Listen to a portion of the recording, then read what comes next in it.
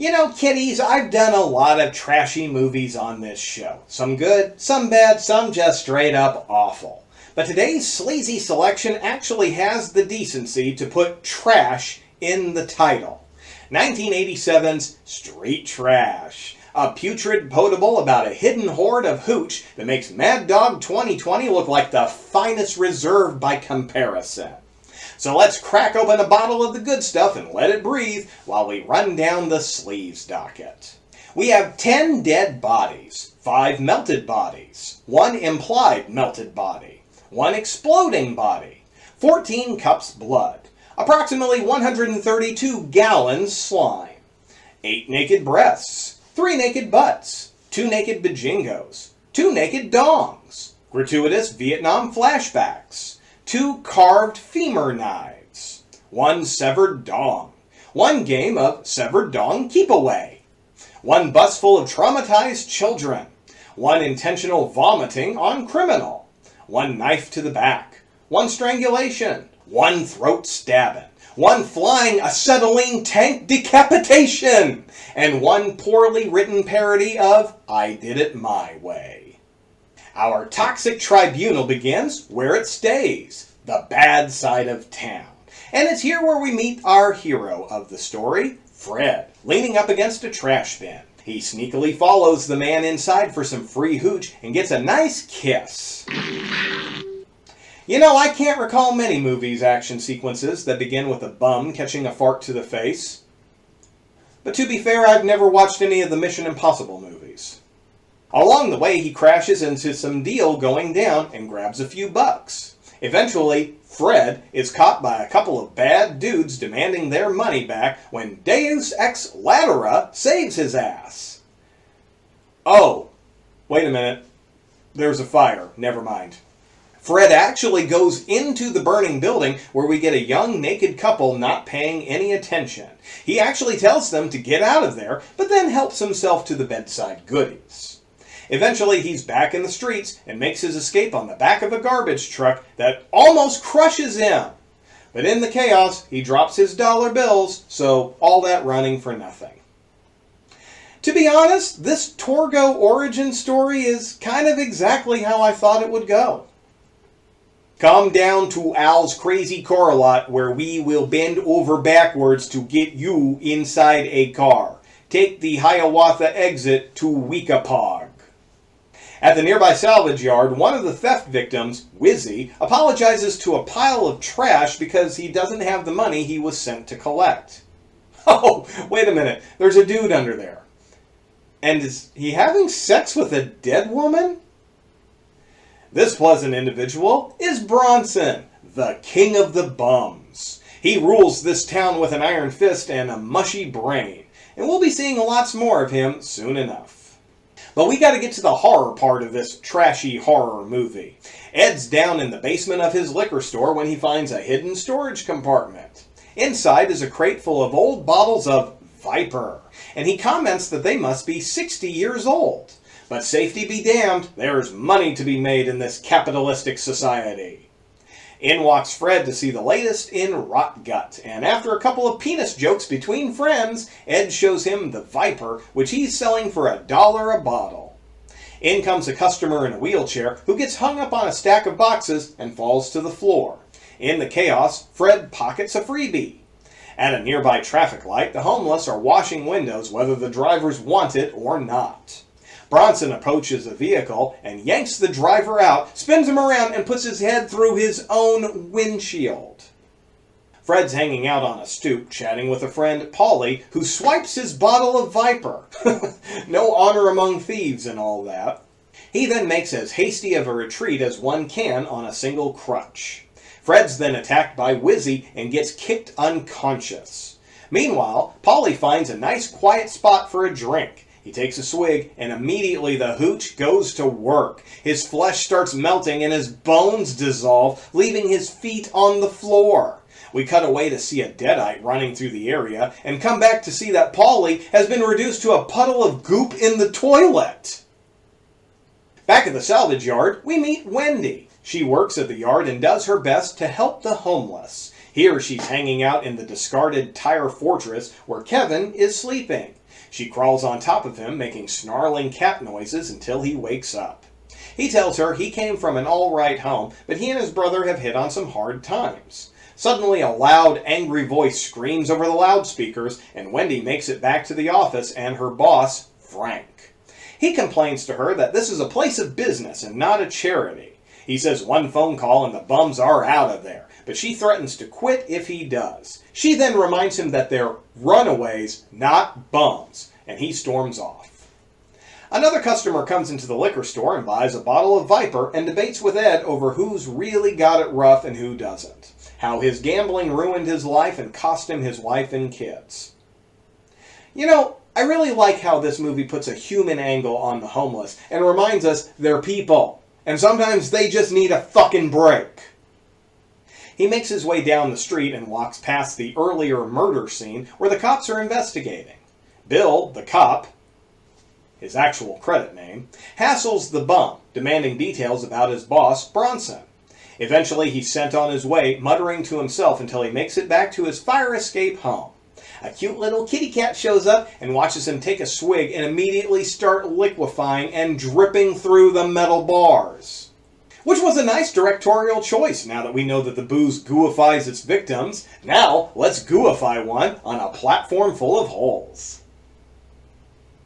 A group of business people pass by, and one of them gets caustic yellow bum goo all over his face. Bill sets him down and keeps the crowd back while asking questions about what happened.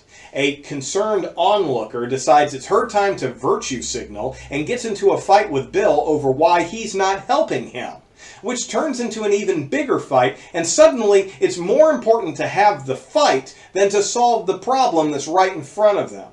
Which is pretty remarkable, considering this movie came out 17 years before Facebook launched and made that practice commonplace. Way to call it, street trash! Back at the salvage yard, Bronson is rolling around on his throne in possibly one of the most filthy sex scenes not featuring nudity that you're liable to see put to film. Bronson sees Wendy passing out food to her runaways, and he decides he's done with his current gal. She chews him out for it and gets backhanded to the ground. Boy, what a swell guy this Bronson is. Just then, Fred passes through the yard and we find out he's Kevin's older brother. Kevin flashes some cash he got for doing some odd jobs, and Bert takes a few bucks so they can have a feast that night. He heads to the local grocery store with a discarded receipt and knocks over a display to distract the clerk. He then starts stuffing condiments and ingredients down his pants. Man, Bag and Sag and Barry sure fell on some hard times after they canceled all that. Eventually the manager confronts him, and he just walks right through the front window! Meanwhile, the coroner is going over whatever's left of poor old Polly, which isn't much. In comes Timmy, the undercover cop, to tell Bill all about Bronson. Apparently, he was drafted to fight in Vietnam and dishonorably discharged. Nighttime comes and Bronson regales his minions with tales of war, which I'm sure they've heard 1,000 times by now. But it's a much happier mood at the tire hideout where Bert, Fred, and Kevin are having a nice chat after their meal. Topics include homemade hooch, Cop Bill, and Bronson. Sleepy time brings Vietnam flashbacks for Bronson, only slightly skewed thanks to his crazy brain. Or maybe the Viet Cong were vampires and the History Channel doesn't have the balls to tell the truth. Either way, it's a violent mess of a dream. At one point, he rescues a girl and immediately has his way with her, while the napalm explodes in the distance. Back in reality, he starts chucking grenades and screaming everyone awake. Fred makes his way to the liquor store, but they're closed for the evening. In the alley, he finds a lady who's partied just a little too hard, puking her guts up and mistaking Fred for the guy she's taking home. Hey, look! It's Jeffrey from Frankenhooker! The two take off just as an Italian mafia-sounding guy comes out looking for the girl. Fred eventually gets the girl back to his place, and her loud, drunken noises bring a lot of undesired attention. The bums come through the cars with fog machines running on high. Suddenly, the scrapyard starts looking like Night of the Living Dead. Fred passes out, and the bums pull the poor girl out of the tire fortress, kicking and screaming. Wizzy's out getting drunk and gets hassled by a bunch of punks who douse him with gasoline. But before they can light him up, a paddy wagon rolls up and throws him in the back with a bunch of ladies of the evening. Bill harasses Wizzy for information on Bronson, but he won't give any away. They then threaten him with a shower, and we cut immediately to the next morning. Wizzy wakes up at the dump, scrubbed clean and wearing clean clothes, much to his displeasure for some reason. But at the salvage yard, Wendy's having an even worse start to the day as Frank is sexually harassing her all over the office on a rolling chair. Now, the goofy music makes it seem to be played for laughs, but it's pretty gross. Suddenly, Frank grunts and sputters and collapses, either from a heart attack or premature ejaculation. Wendy reaches for the phone, and Frank regains consciousness. She smacks him in the head with a license plate and gets away. He goes to walk it off and starts sounding like Archie Bunker all of a sudden. Get out of my yard, you bum! Eventually, he stops for a smoke and finds the dead body of the poor girl from the previous night. He climbs down to check on her, though I believe his intentions are less than honorable. Fred is attacked by Bronson, who demands some money he's owed and pulls a knife, but the shakedown is interrupted by accidental bum urine. So, being the reasonable fella that he is, Bronson cuts the dude's pecker off and chucks it to the crowd. We then have a very spirited game of keep away, Bobbit style. Needless to say, I'm pretty much not going to be able to show any part of this segment, but I will say, it seems like the most fun these poor souls have had in a long time. Well, not counting the one who lost his dingus, of course. The victim gets his unit back, but the taxis won't stop for him, so he hitches a ride on the back of a school bus, and the driver ignores the children's screams. Back at the police station, Bill is getting caught up on the latest cases, including the dead girl from the salvage yard, who's identified as Nick Duran's girlfriend. And the doorman is there with Nick himself, giving his description of Fred as the last person she was seen with alive. Apparently, the kid is sick of the Italian mafia lifestyle and is ready to spill his guts. Unfortunately, Bill tells him he can't protect him 24 hours a day. Fred's using the facilities at the salvage yard when some Italian mafia goon comes wandering up. Hey, come on man, bro code. Never take an adjacent urinal if there's another option. He makes a threat, but Fred pops the dude in the balls and makes a break for it, running right into Bill. Bill convinces the guy to put the gun away and fight him, and he agrees. We then get a hilarious knockdown brawl that ends with the punk covered in cop vomit. Frank comes running to ask what that was all about, and Bill says he'll be back to arrest the bums responsible for the rape and murder of the girl.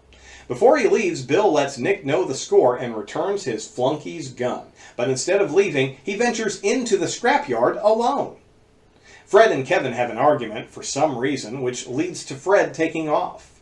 Bill makes his way into Bronson's kingdom and finds his creepy gal being creepy long enough to distract him until Bronson stabs him in the back, breaking his bone knife in the process. He throws the woman into the wall, and he and Bronson have at it, spinning kicks, chokeholds, random auto part bashings, and it ends with Bill strangled to death and covered in piss. Fred barges into the liquor store to actually purchase a bottle of Viper. As he leaves, Ed mutters something about Viper being pulled off the market for some reason. Fred settles down for a sip just as another bum does the same. The other fellow beats him to the drink and begins to violently burp and fart, growing and swelling up until finally exploding in a violent gush of pink slime. Fred realizes it's the fault of the Viper and runs to tell Ed to stop selling the stuff. But before he gets there, he sees Wizzy and decides to get some revenge. He starts calling him names until Wizzy kicks him to the ground and takes his booze. Unfortunately, Bert shows up to save his friend and takes the booze back. But Wizzy cracks Bert across the head and takes the bottle again. Fred begs Wizzy to not take his only booze. The old reverse psychology. And Wizzy happily gulps it down.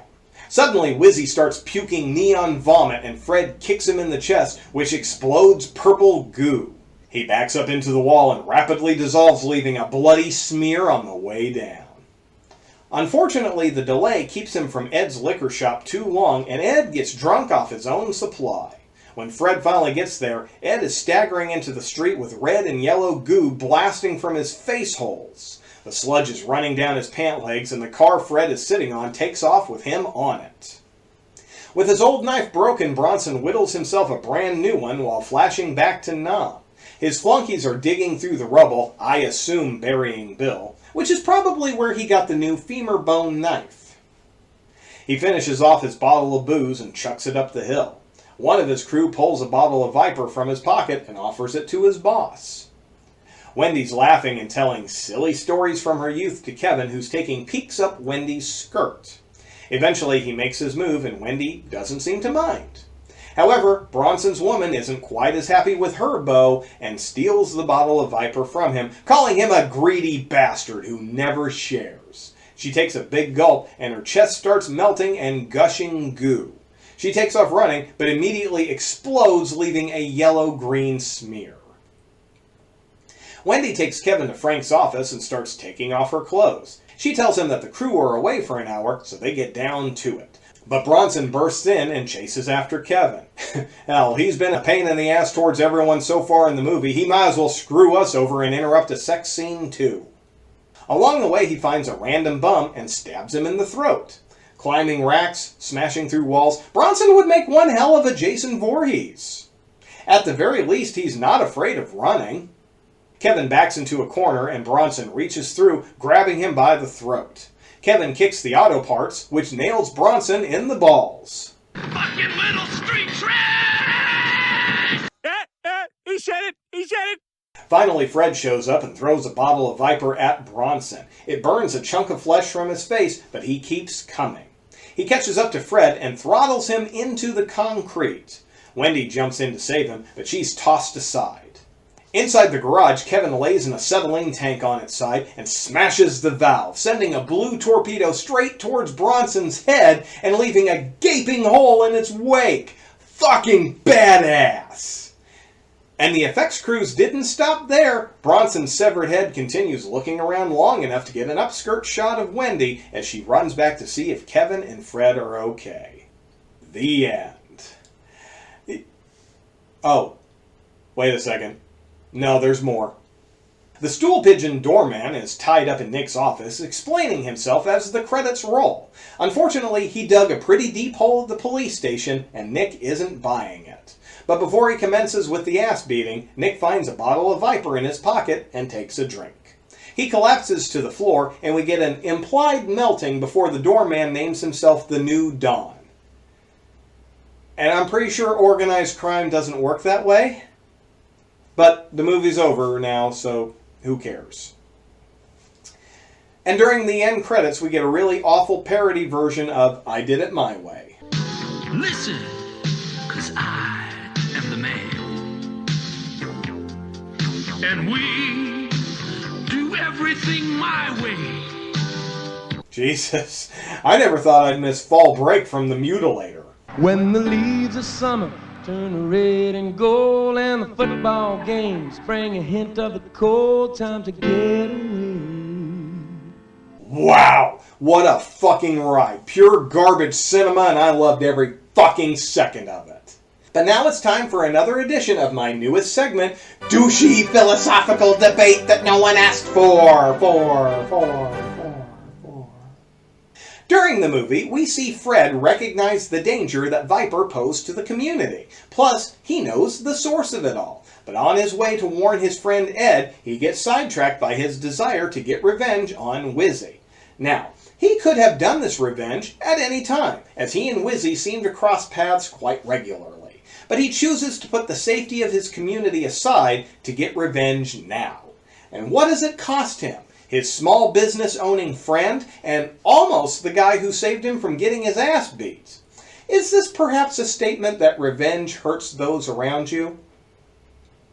On the other hand, it could also be argued that Ed was getting his comeuppance since he was the one who sold an outdated, banned substance that even he remembers being pulled off the shelves years ago, but forgot the reason why. Without so much as trying the substance himself to see if it was even safe to drink, he offered it, gladly, to some of the most vulnerable members of society at a price so low they couldn't pass it up. Nah, fuck all that. It's a movie about killer booze and crazy Vietnam vets, and I'm not going to look beneath the surface of this one.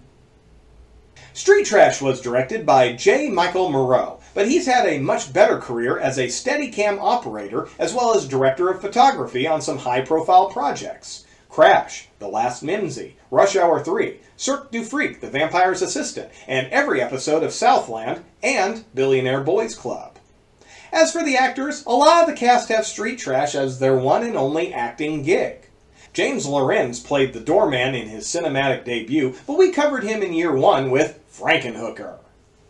And Vic Noto, who played Bronson, has had a few credits here and there. One that stood out for me was the outlaw biker in the Beastie Boys video, No Sleep Till Brooklyn. Well, kiddies, I'm going to cut you all loose because I have the feeling most of you are going to need a shower after that one. But don't go too far, because there's always several sickly selections on the way. So until I greet you for the next nasty nibble, this is your gooey gagster Sugar Pants. See you in your dreams.